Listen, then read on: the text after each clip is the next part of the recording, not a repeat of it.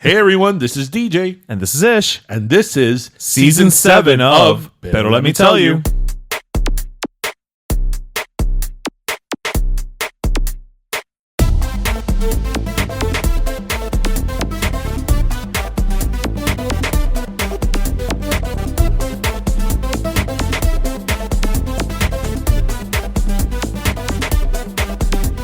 This traffic messed up today.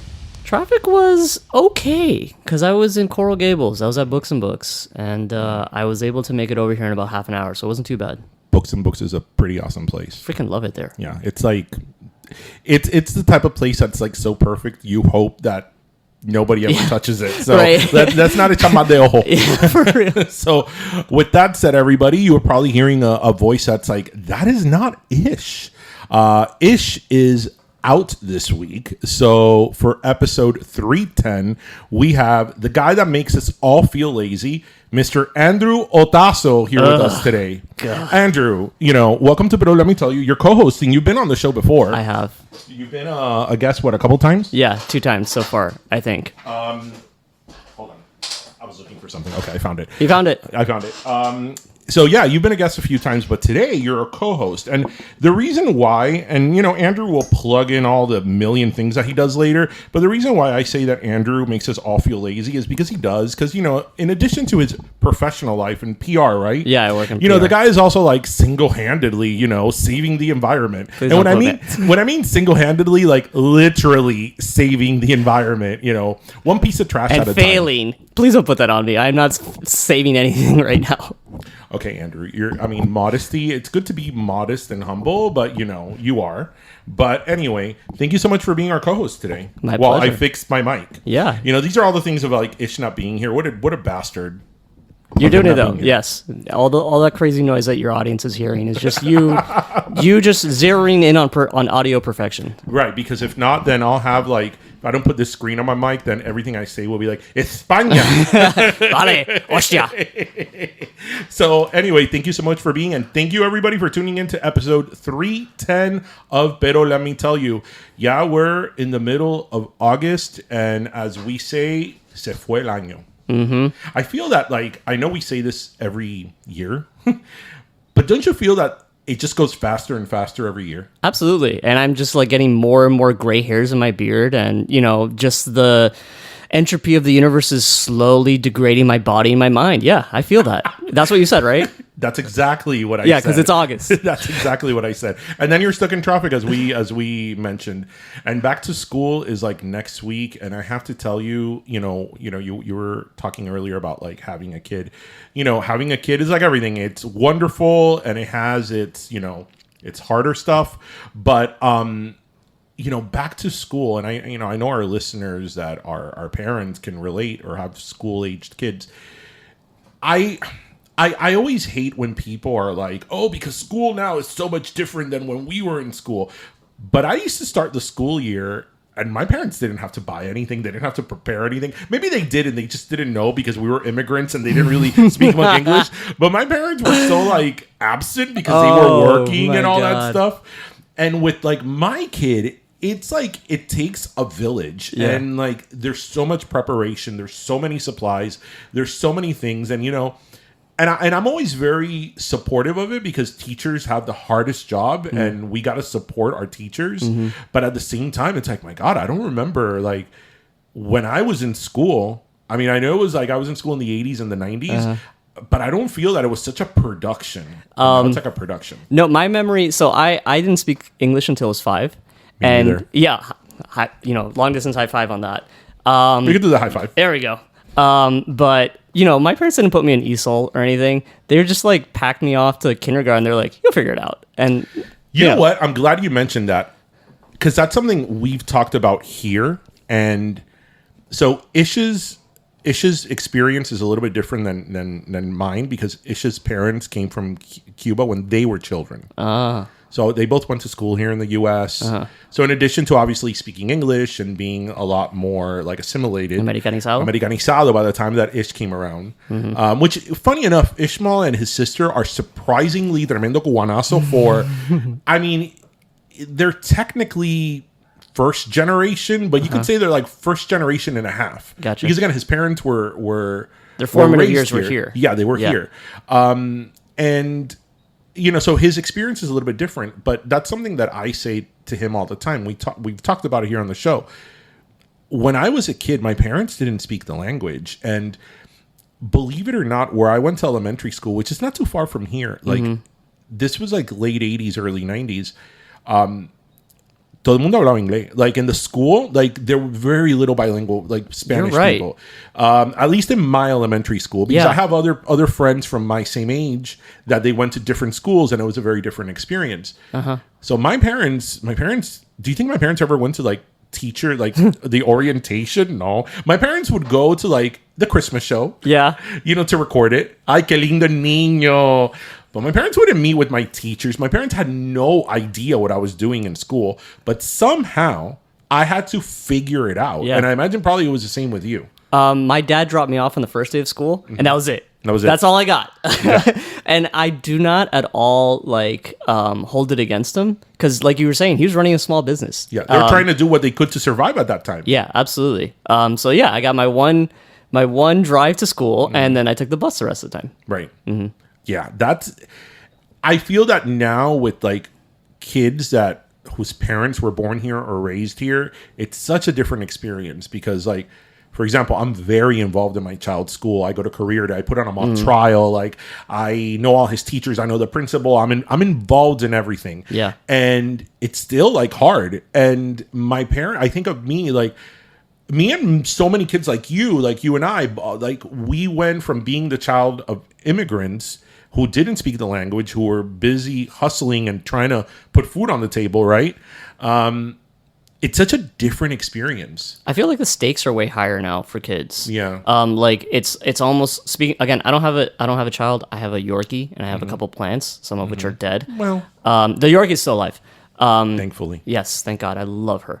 But yeah, I feel like speaking to my friends who have children, which is basically like all of my friends, they have this extreme pressure to make sure that they get into the right school, into the right programs, have the right teachers, and basically there's this very thin line that they have to walk. And if they move to either side of it, they could be absolutely screwed when it comes later. But I also think that it's an expectation that you put on your children, because as a parent, because you were raised here, you know of the different options, I think, and you know of the different routes your child can take and the stakes. Whereas I think that like for maybe our parents are like, the kid is going to school. Vaya con Dios. The kid is going to school. He's learning. Check that off. He's learning what he needs to learn, and good. Yeah. When my kid was in third grade, he did a science project, on the tri-board, right? And it was really nice. I really helped him in it. And he got like, when I mean first place, not like first place in the school, they give like first, second, and third place. Like a bunch of people got first place. But he did really well in it. And, congratulations. Thank you. I had a very big hand in it. So, I'm showing my parents, and my parents are like, oh my God. Antes los niños no hacían eso. Hoy en día, today, they give kids so much hard work. And I'm like, really? The next day I was at my parents' house, and my room at my parents' house still looks almost the same from when I moved out. Same. All my shit is in there. Yeah. Including all my stuff from school. It's like a museum to me. Right. You too? Yes, I still have my trophies up and stuff. It's so funny because I have friends that are like, why? And I'm like, why not? Yeah, no, that's me. That's my room. I don't care if I haven't lived there in 15 years. That's my... Yeah. Oh, Andrew, you're my spirit animal. That's how I feel. Like, it's all full of my stuff. No, you can't have an office, mom and dad. No. Yeah. No. That's what the corner of the family room is for. Yeah, exactly. And I have there a lot of like my projects. I never got rid of them. Whoa. And I took out my tri-board I did it in fourth grade. He did it in third. I took out my tri-board that I still had of my science experiment. I'm like, you see this experiment that's like 30 years old? Wow. Yeah, I was doing the same thing. Wow. And they had no idea. Yeah. Like no idea, because they just were not involved. But somehow we made it. We're alive. No, we made it. We're in la batalla. We went to higher education, we did. So I went to West Point. Don't do that. Anyone considering that? I went to law school. Don't do that Same either. Thing. Yeah. As I say, when people are like, oh, a mortgage is such a long debt. I'm like, mortgage? Try student loans. Woof. Well, so I think we're a testament of we ended up doing okay. We're okay. We're okay. Yeah. So, oh yeah. Speaking of Miami. Wait, we're gonna talk about Miami. We're gonna talk about Miami. This is that's that kind of podcast. The author of the Miami creation myth. Where? So, ¿Qué tú me dices a mí in the most Miami thing ever? The whole thing that went down this week, and I'm sure a lot of people, are listeners and Pero Primos who are from Miami or from South Florida, heard about this, that FIU's naming their stadium Pitbull Stadium. Pitbull Stadium! Mr. Worldwide, bring it back home. Okay. So, Andrew, as the author of the Miami creation myth, what do we think about this? First of all, Pitbull makes an appearance in my book. Yes. He shows up as an actual Pitbull in a tuxedo, and he makes cafecito. I wouldn't expect anything less. Of course. He teaches my protagonist how to make cafecito. So, obviously, like, in my mind, growing up here, going back to Damn It Man, when, Pitbull was rapping about more than just, like, whatever he was remixing in his green room, in his house. Yeah, I don't know. I feel like, first of all, FIU, big props to FIU. Yeah. FIU. Do you know how much it costs? I don't know. I know it's gone up for sure. But I feel like, this is perfect. We had the freaking STX stadium, Sam Bankman-Fried's freaking FTX. We called it FTX. Yes, FTX, and Bang Brothers actually wanted to sponsor it at one point, which again, super Miami. But yeah, as far as Miami goes, I'm all about Pitbull Stadium. We've had so much dumber names on our stadium, so good for FIU. You know what? As far as dumber names, so I'm a big fan of ballparks. So my whole goal is to go to all 30 ballparks. I've been to 25. So I'm almost there. And I know about ballparks, and I could tell you about a lot of dumb ballpark names. There was a moment where it was Candlestick Park. It had, it wasn't a ballpark at that moment. You remember Monster.com? Yeah. It paid for the naming rights, so it was Monster.com Stadium. Good Lord.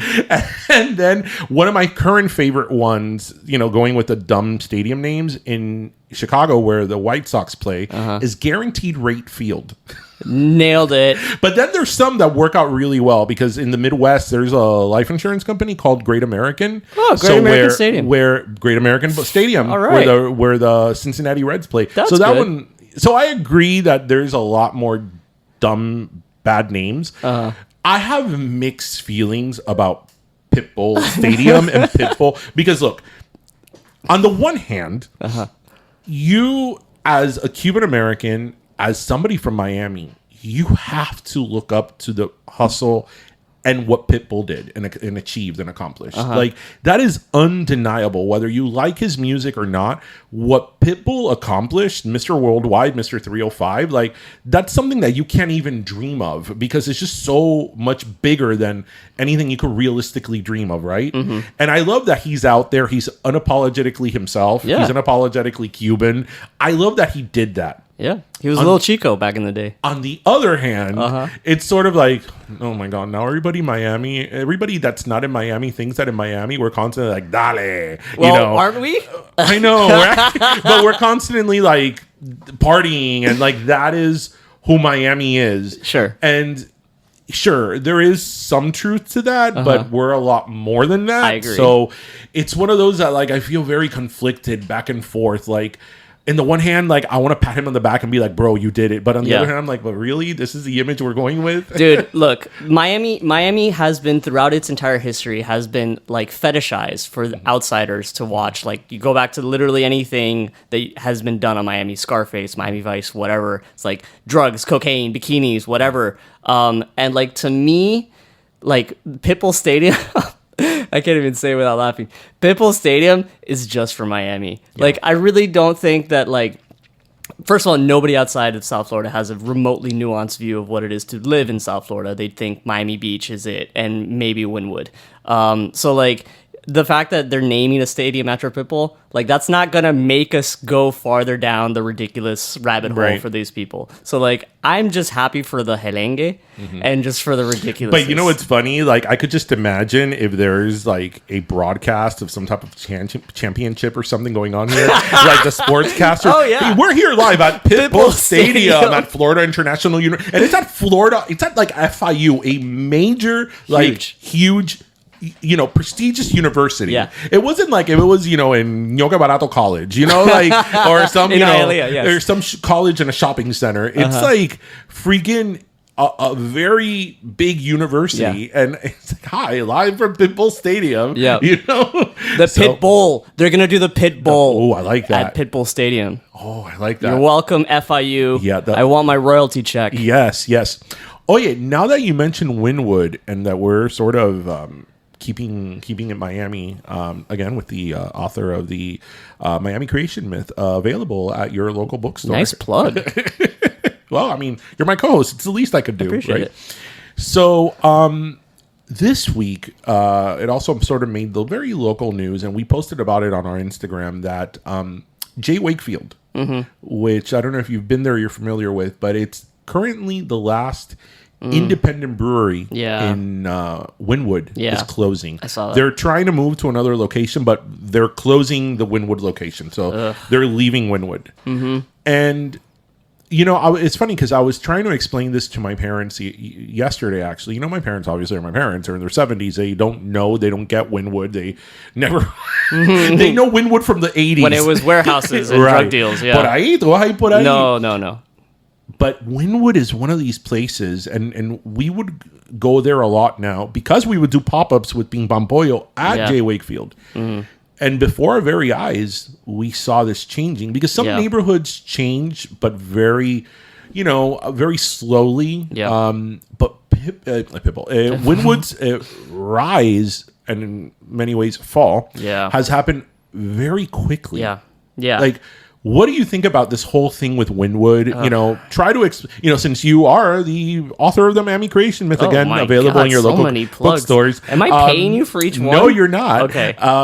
You know Miami very well. You know the character of Miami. Yeah. Maybe talk to us a little bit about what Wynwood is, because Wynwood is one of these places that, like, if I was describing Wynwood or what Wynwood was to somebody who's not from here, I think I would have a little bit of trouble, like, explaining exactly what Wynwood was at its peak and what it's become. Wynwood is the Wikipedia entry for gentrification. It went through so many cycles. It started off as a warehouse district. Because it was cheap, and then it became this arts district. It became this world famous arts district where you'd have street art everywhere, and then it turned into like a hipster spot, and you'd have all sorts of weird people coming out of everywhere, which was fantastic, all congregating in this one place, and then it just started to lose its soul. Because like every developer was like, oh, we can make money off this. People want to be here. So they just started to make it look like it looks like Williamsburg. Like it looks like freaking the tri-state area. They didn't even try. Yeah. The developers. No. There are like streets that you go down Wynwood now, you're like, where am I? There's nothing around here. There's brick buildings with glass and steel. Cool. It looks like any neighborhood in like in Washington D.C. where I used to live that was soulless, or like again Williamsburg or Brooklyn or wherever that's also been gentrified to hell. And it's infuriating because, like you said, they haven't kept the actual culture that has popped up there, what made it special, and they've just completely I mean, I'll go to Wynwood every now and then, but it's nothing like it used to be. Not at all. Yeah. Not at all. I remember back in my days, we're talking about the early 2000s. We used to go to the gallery hopping. Remember? Yeah, it was awesome. This was a warehouse district, and in the early 2000s, I would say this was like 2003, 4. These warehouses were now art galleries because this is where the artists would go to. Because they could afford it. And, all these artists would open up their galleries, and then you would go gallery hopping. They would have music. They would have, like, little, like, cheese, like hors d'oeuvres, champagne, wine. And you'll have, like, a really good evening, just hanging out, seeing art, eating.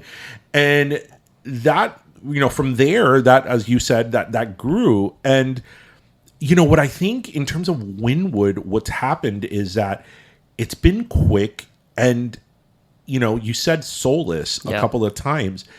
There was absolutely no interest, no effort by these developers to make anything remotely like community. But think about who's moving in. It's not Miamians. No one's like, hey, guess what? I'm going to Wynwood. No way. Yeah. That's for people from New Jersey and from California, from New York, from other places in this country that have no stake in Miami. Right. That have no idea what its actual culture is. They don't care. Right. Like, they go eat at Sweet Greens at Chipotle. God, I have my thoughts on that. Yeah. Like $35 for a freaking cardboard bowl full of like grass clippings and mulch, and yeah.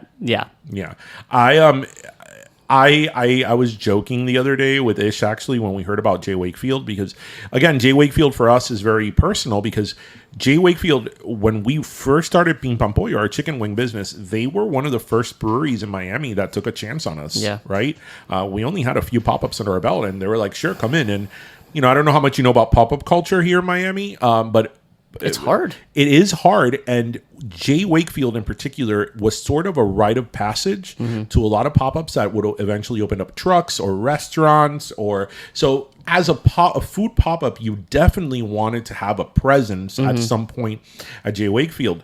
And I was joking with Ishmael. I'm like, yeah, you watch. J Wakefield is going to move out, and they're going to open up what is it, Lulumelon?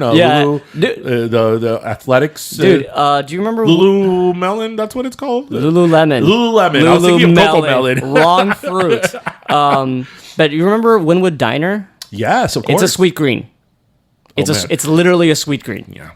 Yep. For a $35 grass clippings. generic salad. But you're right, though. I think that the people that are there now don't even care. You're a perfect person to have this conversation with. Oh, no. How do we take control of this? Control? Can we? What can we do? Because look, you grew up here too, so you know this. I remember being a teenager, even in my early 20s, and thinking there's so much untapped potential in downtown. Ooh. Like, we need to build. Yeah. Right? And they did.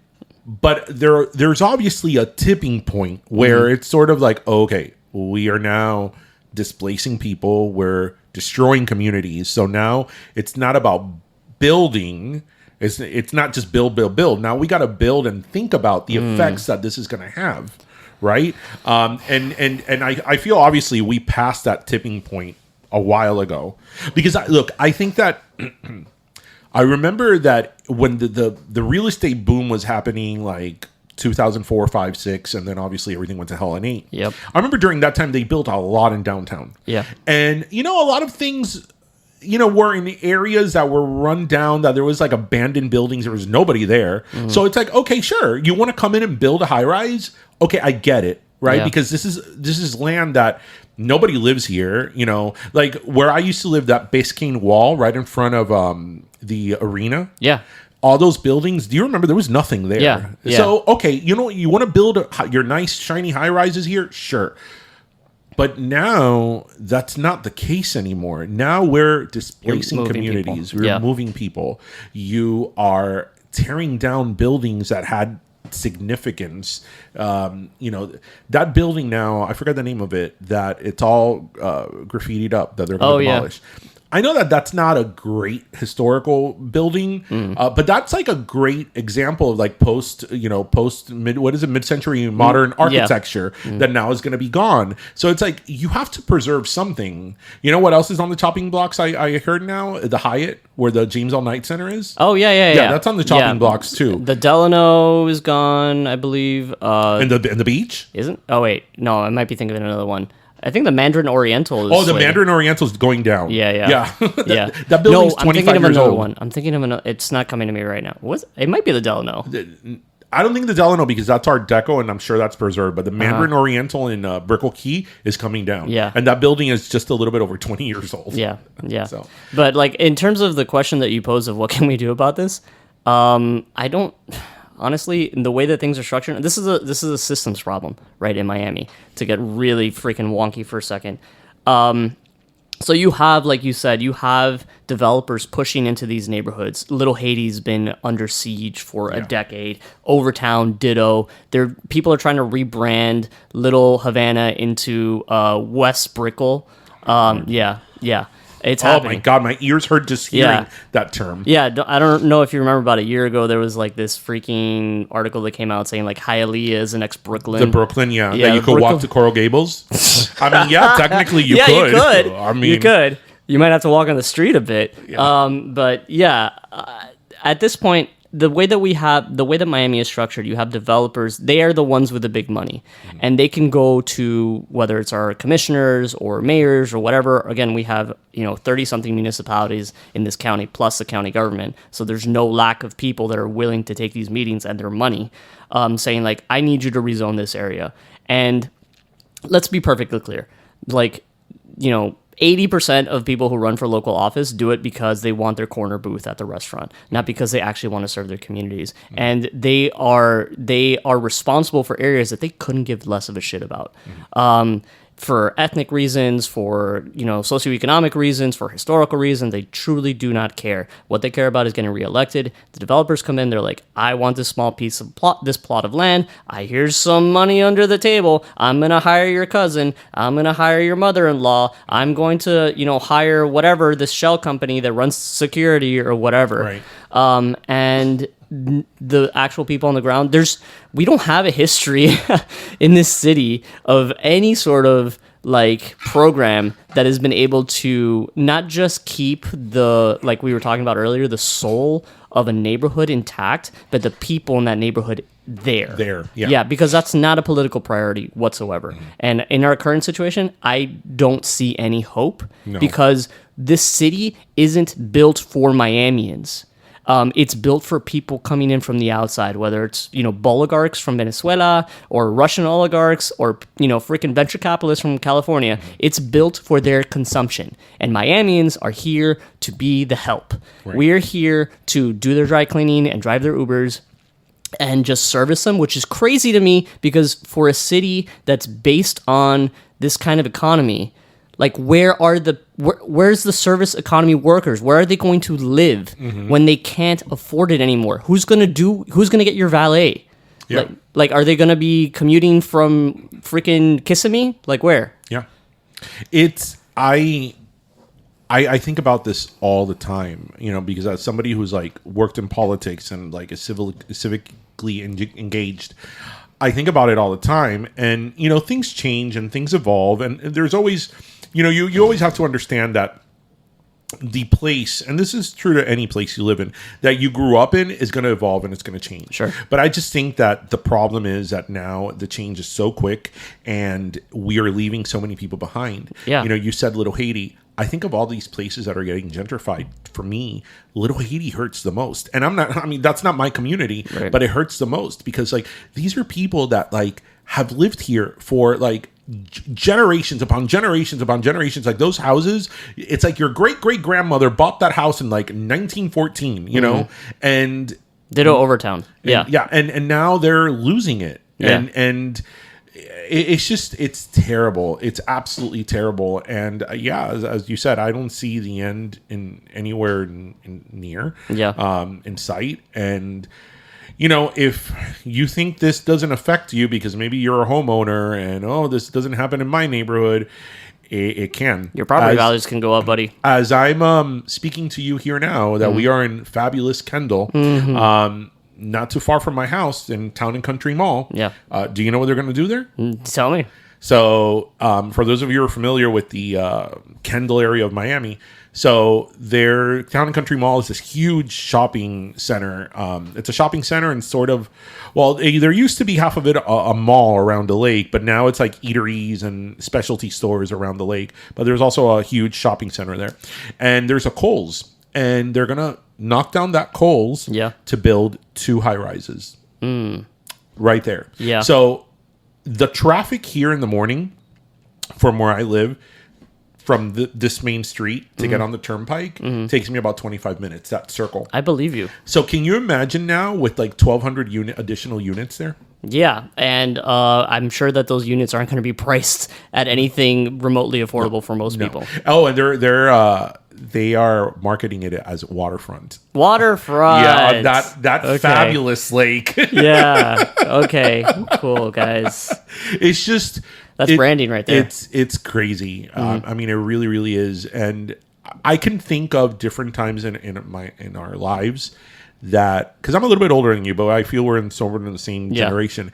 Like I remember in the early '90s when actually, I'll take that back. I remember being a little kid and going to Ocean Drive and it being sort of run down, filled with little Jewish viejitas. Exactly. You know? And then I remember not too long after that, and by this time I was a teenager, so maybe, it was less than 10 years from when I was a kid. It was like Ocean Drive, Larios. Remember Larios? Gloria Stefan's? Mm-hmm. When Larios opened up, it was a big deal, and all these restaurants and Versace and News Cafe. And it's like, when did this happen? Yeah. And that was, that was an upgrade. That was an upgrade. And then, different parts of the beach. But I just, what's going on now feels wrong. Yeah, I mean, there was a time where I was a kid and driving to Colgate was like, oh, one day I'd like to live in one of these houses. Mm-hmm. No freaking way is that going to happen. Yeah. With the property taxes no and all that. Way. No. So anyway, so what do you have for me? DJ? Yeah. I want to talk about the most important topic in the cultural zeitgeist right now. What is it? Forget the presidential election. What presidential election? Exactly. Forget the Olympics. It's horoscopes. Horoscopes. Okay. Yes. I don't know much about horoscopes other than my own sign, so I'm all ears. Okay, horoscopes and the zodiac. So our listeners who are into this, Ish and I never talk about this because we don't really know much about it. So today's your day. Actually, the listeners who are into this might not like what I have to say. Yeah. Okay. Yes, because I feel like, you know how people on the left love to make fun of people on the right, telling them that they're crazy for believing in lizard people or Jewish space lasers burning California. Yeah. I feel like this is the same thing for the left. I think this is. Wait, are people on the left really into horoscopes? There's a lot of them. Yeah. So I want to caveat this by saying that I don't think if you're into horoscopes and the zodiac, I don't think you're crazy. Mm-hmm. I think that what's happening is that you are trying to basically hold on to some semblance of normalcy through the chaos that is life. Okay. So we all need that. Yeah, I think we do. But the fact that 5,000 years ago a Sumerian was looking up at the sky and said, that kind of looks like a crab, has no bearing whatsoever on if I walk out of this podcast room right now and out into your street, a palm tree might fall on me. Mm-hmm. The earth wobbles on its axis. Planets and stars realign all the time, and that has no bearing on your past, present, or future whatsoever. So I'm not going to disagree with you. I can't say I'm into horoscopes. I don't read my horoscope. I don't think I've ever read it. My grandmother and I were both Libras, so she used to read the horoscope to me. But it's not something I follow. You and I do have a mutual friend that's really into this. I know. And I have to say that when she says certain things to me, I'm like, really? Yeah. I'm like, tell me more. Much love to our mutual friend. If you're listening. I'm like, tell me more. And you know what? I'm a Libra, and I do think that Libras are awesome. Yeah. And okay. I will say though, every single, and please, Pero Primos and listeners, don't be offended if you're the sign I'm about to say. Please don't be offended. We love you. We love you, all of you. I love all of you. I love all of you. I do feel that every complicated person I've ever met in my life, in any way, capacity, any type of relationship that is complicated, has been a Gemini. Wow. Yeah. Okay. Yeah. I'm like, when I get to know people and I'm like, I see them going back and forth on things and they're super complicated. I'm like, were you born in May or June? Yeah. Okay. Okay. Well, I'm an Aries, I'm told. That's an air. That's air. Aries. Yeah. That's an air sign. I don't know. I don't know which one's which either. So maybe I'm a goat. I don't know. Blind leading the blind. Yeah, I know. God of War. That's all I know. God of War. Yeah. Aries. Aries. Yeah. Okay. But I don't know if that translates into the zodiac. Doesn't matter. My point being is that it used to be that back in the day, the only people that would bring up the zodiac or your horoscopes unprompted in conversation were older white witches, ladies, crystal hoarders or something. But now I feel like everywhere I go, you see it comes up. Yeah. And I swear to God, driving over here, if someone rear-ended me, that person would come out of their car and be like, haha, I'm an asparagus, sorry. You know what I see a lot, though? I see things like, oh, it's Leo season. Okay, sure. I'm not sure what that means, but it's Leo season. Like, I see that a lot. You know what I think is really interesting? And I used to say this all the time. And I don't know if it's like a Hispanic culture thing. I always found it really interesting that, for example, Primer Impacto on Univision. Yeah. You know, whether you like Primer Impacto or not, it's, you know, it's a news magazine show. Emmy Award-winning journalist. Primer Impacto, this serious, hard-line, you know, news magazine show on the largest, you know, Univision, the largest Hispanic network, had Walter Mercado's daily horoscopes. No, wait, hold up. We have to pause the whole podcast. Walter Mercado was a freaking gift to the world. Oh, no, absolutely. Absolutely. Yes. We had the creators of his documentary on the show a few years ago. Mucho amor. And I think that Walter Mercado, whether you believed him or not, whether you're into him or not, he's just an icon in like the Hispanic world. I grew up with him. Yeah. Of course.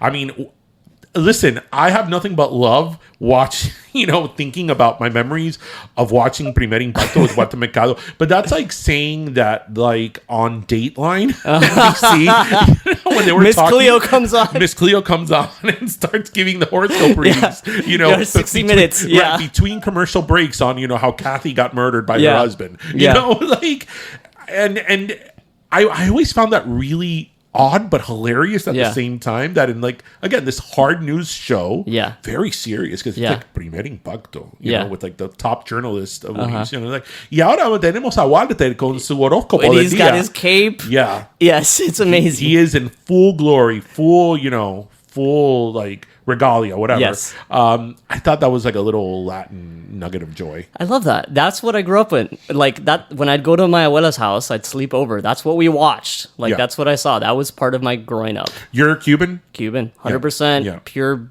grade A beef Cuban, even though I look like a gringo. It's so funny. I'm camouflaged. It's so funny you say that, because earlier when you I mentioned a lot on the show, and I'm sure you went through it as well when you were at West Point, but I mention a lot on the show all the time in our 310 episodes. So take a shot, people. I'm going to mention Michigan. I always say that, like, when I lived in Michigan, I always give these stories of when I lived in Michigan, because imagine, I had lived in Miami all my life up to that point. I was now like 23, 24, going to law school, and I was in the Midwest. I'm like, pero qué es esto? You know, which, mind you, I ended up loving Michigan, absolutely loving the Midwest. Like, I love going there all the time. I would even live there. But it was such a culture shock, because people just, they either didn't understand and all that. And I remember I used to get a lot, oh, but you don't look Cuban. And I'm like, so what am I supposed to look like? No. But the thing is, a person telling you that has literally never seen a Cuban. Right. Outside of, you know, Al Pacino, who's Italian in Scarface. Right. Yeah. That Cuban, right? Yeah. I'm like, yes, I don't say, here's my little friend, you know, or what is it? Fly, flamingo, fly. Yeah. I'm like, what does the Cuban look like to you? Like, I'm curious. Like, am I supposed to be, like, darker? Am I supposed to, like, look more ethnic? Am I supposed to be whiter? Like, what does a Cuban look to you? I made a couple of memes about this, and one of them had, like, triple heads. One was like Celia Cruz in the middle, then Scarface and Pitbull with, like, and Celia with a giant hat, and then it was like, for her body it was just 3 massive croquetas, and then they were holding an AK-47 in one arm and like an oar in the other arm. They had like these cut off jeans, and they're on a raft full of cocaine. That is what a Cuban's supposed to look like. That is what a Cuban's supposed to look like. So if you're anything but that, you're not a Cuban. No. And I'd be like, how do I even answer this question? And then, you know, My follow-up question was always, how many Cubans do you know? Right. Mm-hmm. And then one of my greatest hits up there, that was my kid in the door. One of my greatest hits up there was the time a classmate of mine, we were talking, you know, we were debriefing a case or something, and I was obviously speaking in English, but the defendant's name or something was like a Latin name. You and pronounce it in like, Spanish. I was like, Maria Rodriguez, and he looks at me, he's like, you speak Mexican? And I was like, boy. How do I even approach this? Yeah. I'm like, no, I speak Spanish as in Espanol. Yeah. I was like, Mexicans speak Spanish. Mexicans don't speak Mexican. No, I got a lot. Mind you, I went to school with ostensibly some of the smartest kids in the whole country. But like, if you're some kid from podunk nowhere, Illinois, you've never come across a Latino, much less a Cuban, you're gonna say some dumb things. Yeah, and a lot of dumb things. Yeah, I definitely got the Mexican thing. And I was like, you don't look like a Mexican. Followed up with like, wait, Cuba, isn't that like our property? Like, no, you're thinking of Puerto Rico. Different island. It's actually 2 islands over. Yes. And most of them don't even know that they're American citizens. Right, but, right. That's a conversation for another day. But actually, you also mentioned about when people talk to you about Miami. I used to get the comment all the time when I lived in Michigan, like my first year. Do you go to the beach every day? And Oh my God. I'm like every day. Yeah. Every single day I go to the beach. Yeah. Every single day. I can't, I take my laptop there and it just breaks because of all the sand that gets into it. Yeah. Yeah. It's like, oh my God. It's like, No, the beach is like at least 45 minutes away, and it's going to cost you at least $25 to find parking. Then you have to drag all your stuff to the actual beach, and you're going to be surrounded by freaking, tourists. It is not. Do a you go pleasant to Miami experience. Beach? No, No? unless like someone's like specifically like, hey, I have this event at Miami Beach. Come here. I would not go to Miami Beach by myself. So I actually do. I love do? Miami Beach. You go to I the love beach? Miami. I love Miami Beach. You know why? Because I think everything you said is true. Everything you said is true. Full of tourists, the parking, just the tourist culture, just how full it gets. But on a nice day, being at Miami Beach and you look at that water and you're like, man, like we are lucky to live here. Because I actually think that like the water, like Miami Beach, the actual beach, Yeah. I think it's one of the nicest beaches in like the continental U.S. When it doesn't have poop in it. Okay. But does it have a lot of poop? Well, I mean, I guess you would know. Yeah, Miami Waterkeeper. This is a shout out. Like you should really check their tracker, their water tracker. And there's a surprisingly high number of days where our beaches are full of poop. Like human poop? We're not sure, but like definitely bacteria and all sorts of stuff that you don't want to be swimming around in. Well, you just ruined a party. Sorry. Oh yeah, let me ask you something since you know about these things. Why was it and this is something that like all of us who grew up here in like the 80s and the 90s probably remember. Why was it that back in the day when you would go to Miami Beach, your feet would get filled with tar? Oh, I'm so glad you asked me that question. I knew you would know. Yes, because, okay, everybody, time for a history lesson. All right, back in World War II, there was several oil tankers offshore, and German U-boats sank them. And all that crude oil that they had in their tanks, like went all over Miami Beach. So for decades, like I don't know if you remember this, that you'd have like this special soap that you'd pump to get rid of that stuff. And when I'm in the mangroves, I still find that tar everywhere. Like it's like congealed around mangrove roots and like just in clumps all over the place. And there was a container ship from South America carrying these 300-pound blocks of latex, also got sunk.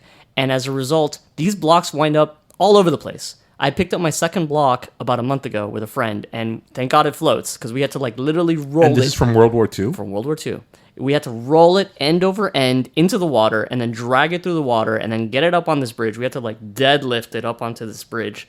And it is just like extremely, extremely difficult. But like there's stuff like this all over the place. There's spent munitions from World War II that I found, like artillery rounds that were fired at these U-boats. So like, yeah, everything's out there. Everything that we, So the tar, because I remember that the tar problem, like it was a problem. Yeah. Like your feet would get filled with tar. Yep. I honestly just thought that it was because they may have changed regulations for more environmentally friendly like laws regarding emissions from boats or from ships. So that tar. Okay, tell us that again. The tar from that we used to get on our feet at Miami Beach in the 80s and 90s were from sunken container ships, sunken oil tankers that were sunk by German U-boats. Wow. Obviously, this was with somewhat proximity to Florida. So famously, when World War II broke out, Miami Beach was still a tourist center. So they didn't black out the skyline. And so the German U-boats would bring up their periscopes, and they could see the silhouette of these container ships against the skyline. Super easy to target. And they blew up a ton of ships off Miami Beach until finally they instituted a mandatory blackout at sunset. Wow. So this tar that we were getting on our feet at that time was like 40 to 50 years old. Yeah, absolutely. Wow. And now it's really It's gone, or- dissipated, but again, I see it in the mangroves all the time. Okay. So now, we talked about your book and all that, but seriously, Weird. let's get a little serious. So one of the things I really, really do admire about you is that, you're a professional. You have, as we said, you're a professional in PR.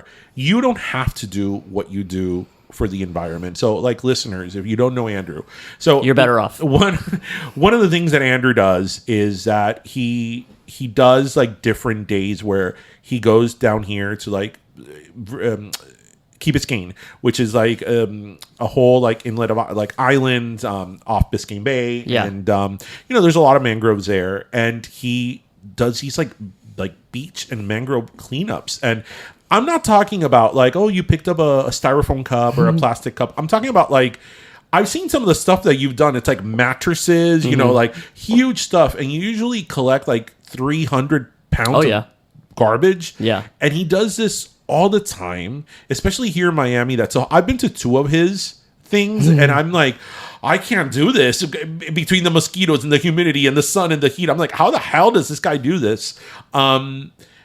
So he does this all the time. He doesn't need to do this. And he's gotten the recognition he deserves for that huge impact that he's had and the awareness of the trash. So that's one of the things that I really, really admire about Andrew. He doesn't have to do this, but he does. So tell us a little bit, what got in your head to do this? Because it's not like you, as I said, like you volunteered one day, oh, there's a beach cleanup, I'm gonna just go hang out in the beach cleanup and pick up the trash people leave behind on the beach. Like, what made you do this initiative that like, I'm gonna do this on my own and pick up, at this point you picked up like tons of trash? 26,000 pounds. Wow. Yeah. Well, I don't know, I guess I'm just literally the most stubborn person you're probably ever gonna meet. And it used to be that I would go into... So I grew up sort of around the mangroves. Mm-hmm. I'm also a recklessly curious person. So I'm always trying to fill in the blank spaces in the maps and see what's there. So when I was a teenager, I would go into these mangrove forests and I would get destroyed by mosquitoes, but I'd be like, oh, wow, this is beautiful. This is like really, really unique. So over time, I kept going back, trying to find some semblance of solace and like peace, like inner peace. And I would come back out and I'd be furious because it was covered in trash. It looked like a landfill, and I'm not exaggerating. I mean, I couldn't step anywhere without stepping on a piece of plastic. And it's very simple. One day I was just like, you know what? I'm just going to methodically clean this up myself. And I'm just one of many, many people. I want to make that perfectly clear. I'm not the only person doing this. There's so many awesome people all over Miami-Dade County doing this in other areas. I specialize in the mangroves, so I've cleaned up, like you mentioned, Bear Cut Preserve on Key Biscayne, but many other locations, West Point Mangrove Preserve, the historic Virginia Key Beach, North Point on Virginia Key, the Everglades along Chrome Avenue, down by Flamingo, the Coastal Prairie Trail, Elliott Key, Sands Key, and some spoil islands just offshore. Also got my kayak stolen, so that was fun. I remember that. Yeah, wound up on the local news, and somebody was really nice to donate their kayak, which is way nicer than anything I would ever buy. So, big thanks to them. But yeah, I've just been at it ever since, and it's just this weird hobby of mine, and it's super dangerous. I can't tell you how many times I've been either dehydrated or like half an inch away from heat stroke, like my body is shutting down, or like, I'm just like, I stepped on a nail one time, went clean through my foot. A rusty nail, Yeah. of course. Yeah. Of course, it's always a rusty nail. Yeah. Poison wood, turns out I'm really allergic to, which is this plant that lives in the hardwood hammocks, and I just get exposed to it all the time. And the last time I had it, I had to douse myself in prescription strength steroids, because otherwise, like, my skin would literally fall off. So, I don't know, but I love it. I love the mangroves. And I just, like, I don't know, I think I'm like a happy warrior. Like, I'm not angry about it. Right. Like, I just really want to get that out. I will tell you this. I mean, I always try to be environmentally conscious. I always have from a young age. So I do look up to and listen to people like you, and on your Instagram and on your social media, I always am very interested on what you're finding. And one of the things that you've brought into light, in the last couple of years at least, that I've been looking at your social media, and simultaneously has also been brought into light by other people, but you were one of the people that I first noticed, is balloons. Oh yeah. There's so many times that you post stuff about just balloons over and over and over again, and how you just think that, oh, it's so cute, a balloon, let me release it to the air, but the impact that these balloons have. Yeah. Literally, this is not an exaggeration. There hasn't been a single time I've been out to clean the mangroves, or just out on a hike or a bike, or I spent a lot of time in the Everglades. Just out there for my own sake, for my own pleasure, that I haven't found a balloon. They're everywhere. And like you were saying, most people think oh, it's nice, I'm releasing them up to heaven. They don't go to heaven. They fall back down, and they fall into the ocean, and they fall into these sensitive environments. And then, say, sea turtles will mistake them for jellyfish and eat them and die. Right. Or just they'll get caught up with wading birds, literally strangulate them. Right. So no, these are terrible, terrible things, and I would love nothing more than a balloon ban in South Florida. It's one of those things that it's a small little things that mean a lot, because I can think of in the last couple of years, or whatever amount of years, when it's my kid's birthday and we're getting stuff together, I'm do we really need that many balloons? Yeah. If balloons at all? There's so many things we could put, right? Yeah. And if you do get balloons, don't release them. Yeah. Just don't. Yeah. Please. It's listen, I love balloons as much as the next person, but really, do we really got to continue having 1,000 balloons for a birthday party? You should see people's reactions when I tell them about how terrible balloons are for the environment. It's I just told them Sunshine or Barney is evil. Yeah. It's just their faces are just oh. I remember a few years ago, or it was last year, that video that went viral of these people. I think it was in Bayside, popping all those balloons. And there in the bay in front of everybody, and just throwing them in the water. And it's that happens those people got caught on camera. Yeah. But that happens all the time, every day, I imagine. My brother in Christ, you have no idea. There's this tiny pocket beach. I'm not going to tell your listeners where, because I don't want them to go there, because it's off limits. That I will pick up every week, and every week there's just more crap dumped there. I'm talking used diapers. I'm talking just Publix trays full of rotten food, an entire multiple barbecues, a whole freaking tent of people going to this area. And I show up in my camo and in my, with a freaking knife on one hip and a machete on the other hip, and I'm get out of here, you're not supposed to be here. And they're oh, well, hablo español, or hablo inglés. And I'm oh, okay, no worries, está prohibido entrar esta playa, fine. Or I can speak Portuguese too if you like, or French. I will just tell you to get out. And they know perfectly well they shouldn't be there, but they keep coming every single weekend. And this is all over Miami, all over the Spoil Islands, all over places that they don't need to be. Right. They have plenty of beach everywhere. Yeah. I mean, we're surrounded by water. Dude, yeah. There's no... Go to Nixon Beach. Go to the sandbars. And stay there. You don't need to go into these environmentally sensitive What areas. would you say, in everyday items are, small little changes that you can make that have a huge impact? I'm so glad you brought that up, because I'm going to slightly pivot. So there are things that pivot. So there are things you can do in your life, of course, to consume less single-use plastics. Specifically, bring a water bottle around, a reusable water bottle, instead of using single-use water bottles, or bring a canvas bag to the grocery store instead of using plastic bags. Right. That's all great. That's all gravy. But that is the very beginning, because I could drop dead right now and never consume another bit of plastic in my life ever again.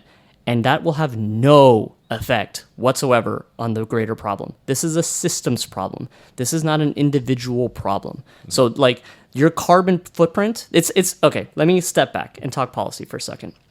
So the whole concept of a carbon footprint was invented by ExxonMobil in order to shift the blame from themselves, the people actually causing this terrible climate change, to individual consumers so they can feel guilty about it. Isn't that smart of them? It was brilliant, brilliant. Plastics manufacturers took that same concept and created the plastic footprint. So now people think that they need to purify themselves like some religious ritual of the plastic that they use in their lives, and once they do that, they're good. But it makes no difference whatsoever. If you want to make an actual difference on this problem, if you want to make it so that the mangroves stop being full of plastic, you need to get involved with legislation and regulation. That's where the real change happens. You can post about it, you can chant about it, you can march, you can do all these things. Cool, great, but it has to be in service to pressuring your policymakers to actually change the policy, because otherwise it's not going to make a difference. I didn't know until very, very recently that like the whole thing with plastics and recycling, the little arrows that things are recyclable, was something that was created by the plastic industry to kind of fool Americans into thinking like, oh, I'm saving the environment. We're recycling. Give me more plastic. It's recyclable. It's wish cycling. Wish cycling is what it's called. And here in South Florida, actually, we have one of the worst recycling rates in the entire country. Right. The vast majority of stuff, like you put your regular plastic bottle in a recycling bin, it's probably not going to get recycled. It's probably going to get incinerated or thrown in a landfill. Aluminum cans, it makes sense to recycle them just from pure economics. But it used to be that the United States would ship its recyclable materials to China. And now China doesn't want them anymore. China a decade ago said they don't want it anymore, so it doesn't make any sense. So we're just stuck with all this trash. And as far as cans, because actually, going back to Michigan, I remember in Michigan, like people would go to the supermarket and turn in their cans. Yeah. They would. I remember the first time I saw that, Florida guy being like, why are people walking into Myers with bags and bags and bags of cans? Oh, because they could turn it in? Yeah. Is that really helpful? And if so, why doesn't that exist here? So it is helpful. So we're going to get past just like plastic here. So it takes a lot of energy to turn, say, aluminum, like raw aluminum, and using it. I'm not going to get too far into it, but you need to mine bauxite is a very important mineral that also goes into the aluminum smelting process. It takes a lot of energy to create an aluminum can. So it makes sense to recycle that aluminum can. Absolutely. Would it be helpful? Yes, everything is helpful. But also an aluminum can or a glass bottle, they're inert materials. So, if you throw a glass bottle onto the beach, it's going to turn into sand. The sticker on it, the label on it won't, because it's plastic. And if you throw like steel or aluminum into the ocean, it's not really going to do anything. It's just going to stay in that state. Plastic is the real issue because it turns into microplastics, smaller and smaller pieces of plastic. And you have all these animals, whether it's fish or crustaceans or wading birds, that mistake that for food and they eat it and they die as a result. Or like, for example, you have all these beached whales all over the world. The reason that they die like that is because they eat all this plastic. It doesn't get digested. It stays in their stomach. They feel full. They stop eating. They starve to death and they wash up ashore. That's why I didn't know that's why they beach. Yeah, and it's not just whales. It's also manatees. So like a couple years ago we had like 112 manatees that died. Literally 2 years ago, and they're bottom feeders. They kind of use their two front flippers and they kind of scoop the seagrass into their mouths, but they're also scooping up all that plastic as well that settles into the sediment. And same thing, they like literally every single manatee that they did an autopsy on had a stomach full of plastic. Well, yeah, I've seen that it's like, it's incredible what they find in like a whale's stomach. It's like full water bottles. Like, yeah. Wow. It's scary. It's frustrating. You feel in a way impotent because it's like, how do you even grapple such a huge problem? Like, what is that floating plastic island in the Pacific? The Great Pacific Garbage Patch. Right. But here's the thing for people that are feeling like hopeless. We've done this before. You grew up in the 90s. Do you remember the hole in the ozone layer Absolutely. over the Antarctic? Absolutely. Okay. Well, people were like, we're screwed. There's nothing we can do about it. There's this chemical, CFCs, chlorofluorocarbons, that is in everything. It's in refrigerants. It's in hairspray bottles. It's in everything. There's no way we're going to lose the ozone layer. You know what? The most effective environmental international protocol ever is the Montreal Protocol. And it banned CFCs. And it happened over a number of years, but guess what? The ozone hole got smaller and smaller and smaller. It worked. We did that with this one chemical. We can do it with other horrible things in the environment. Well, you heard that from the man who's doing everything he can to save the environment. Yeah, I say this story often. It's pivoting a little bit off of plastics and your work. I remember when I was in law school, we learned about the Clean Water Act of 1971. Very seminal. And yeah. I didn't know this. I didn't realize that, first of all, there wasn't any legislation against clean water, because in 1971 sounds like a long time ago, but it really wasn't, right? That there wasn't any federal legislation or mandate on how, like, waste should be disposed of in our public waterways. Yeah. But that the reason why that act came to be was because the Cuyahoga River caught fire, and it was on fire for like 2 days. Yeah. And I'm like, wait, what do you mean that the river was on fire? Literally. And like, the river was on fire because of how polluted it was, because that river was sort of like the dumping ground to all these manufacturing plants and factories. And it's incredible that prior to that, there was nothing that said, hey, maybe you shouldn't do that. Yeah. And you know who signed that into law? Richard M. Nixon. And same person who created the EPA. Right. There was a time where the Republican Party was the environmental party. Yeah. It's taken such a turn since then. Yeah. I just think that, unfortunately, like, when I hear people of climate change and all that, and I always say, and again, from somebody who works in politics, I'm like, why the hell? I understand why it became political. Obviously, I do. But it's like, why are we even arguing this politically? Here's the thing that gives me hope again. Like, so the work that I do in the mangroves, everybody gets. It doesn't matter if you're an anarchist or a monarchist or anyone in between. Everyone's like, oh, I get that. Yeah, we shouldn't have trash in the mangroves. We shouldn't be killing our environment like that. Like, people here in South Florida get it. I've never had any pushback from anyone on any point of the political spectrum saying, like, screw you for doing that. No, they get it. Good.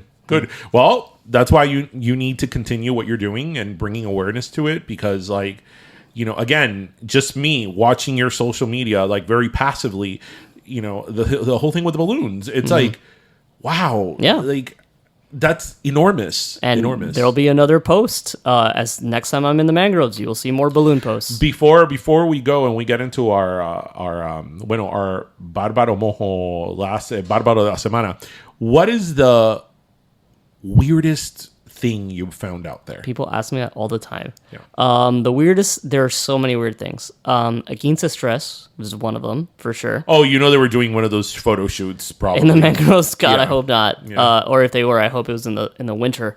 But, a VR headset.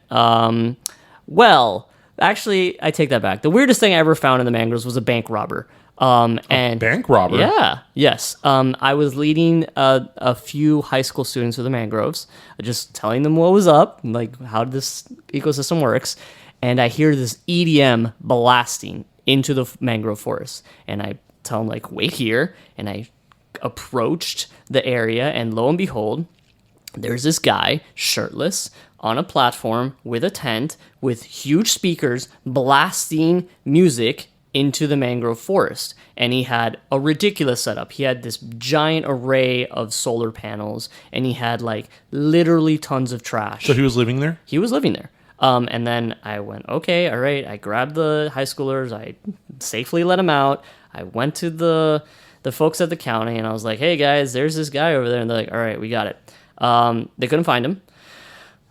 So eventually what happened was that he got into a little canoe, and he canoed his happy little self over to Miami Beach, and he beached his canoe, and then he went to a bank, and without a mask and without a gun, he asked for their money, and the cashier just gave him whatever they had on hand, and he got back into his canoe, canoed back over to Key Biscayne, to Bear Cut, and then everyone was like, oh God, no, we gotta go get him. So they sent the SWAT team after him, and there was a helicopter, and there was people in body armor, and they went and got him. That's the craziest thing I found in the mangroves. So I wasn't expecting that. I was expecting maybe a refrigerator, Found a refrigerator. Yeah. Oh, okay. Yeah, but I think this is a little crazier. Yeah, I would say finding a bank robber in the middle of the mangroves probably, well, that took a turn. There's some crazy stuff and some crazy freaking people, myself included, in this area. Yeah. Well, we need crazy freaking people like you. So thank you for what you do, because we really do. I had a similar conversation, or we had a similar conversation a few months ago or some time ago with Luis Aguirre. Yeah. That he's been He's such great. a proponent of like, the environment, and like he doesn't have to, like he's such an established journalist, like he could be sitting like enjoying his journalist like career, and he's very outspoken. So we need people like that to just bring to light what's going on. I bet a lot of people don't know what you just said, that the Exxon was introduced legislation, or no, they came up with the concept of the carbon footprint, like an oil company. So they're not responsible, you are. So wow, I can't believe it's already back to school time. Let's see. That means new clothes, new supplies, return of bedtime routines, and for many kids, that also includes a school physical exam. Don't worry, Dr. Good Price has you covered on that last one. Open until 7 p.m. on weekdays and 3 p.m. on Saturdays, you won't need to take time off from work. And the average wait time at Dr. Good Price is only about 30 minutes, even with every appointment being a walk-in. Oh, and did we mention that school physicals are just $30? Medical care for your kids is important, but it shouldn't be at the cost of your time and money. Dr. Good Price believes everyone, especially kids, should be able to get affordable medical care on their time. Visit drgoodprice.com today for more information and services.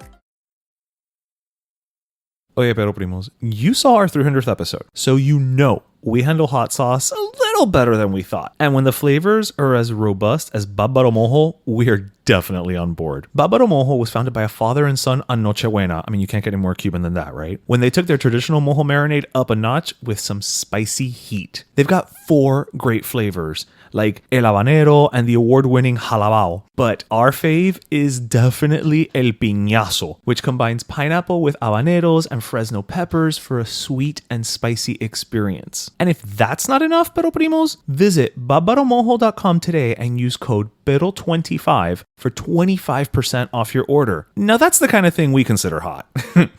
Así que don't wait. Visit barbaromojo.com today and use code PERO25 for 25% off your order of sweet, spicy, and irresistible Cuban hot sauces. ¡Que bárbaro! Well, Barbaro Mojo, that is.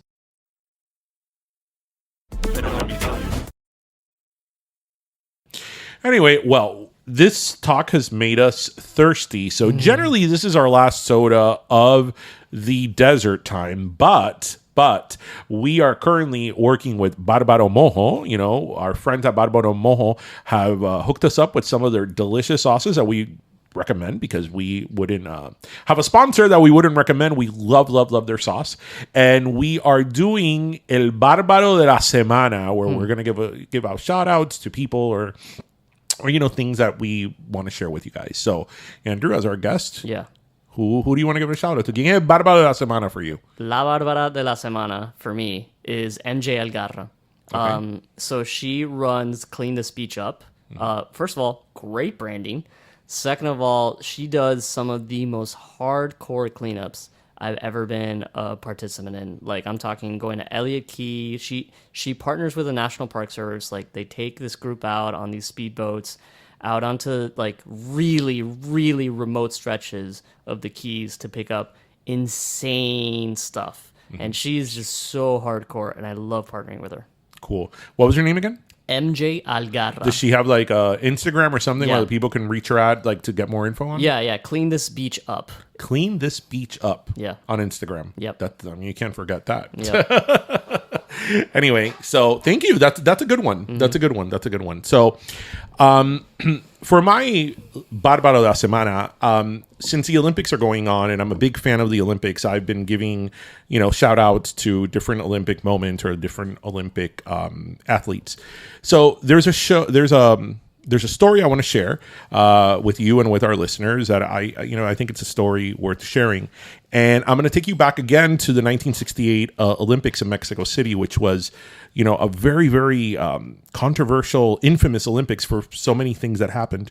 And I want to give my Bárbaro Mojo, or El Bárbaro de la Semana, There, in the 1968 Olympics in Mexico City, there was a marathon runner called John Stephen Akhwari. I may have messed up his name, but John Stephen Akhwari from Tanzania, and he was a marathon runner. And halfway in the race of the marathon, and as we know, a marathon is a little bit over 26 miles, he had a huge injury where he could barely walk. He injured his leg and he was limping, and everybody told him, you can't finish the race. You can't finish it.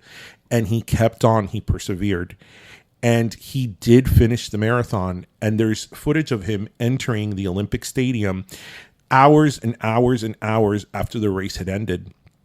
And the stadium was like practically empty at this point. And he finished the marathon.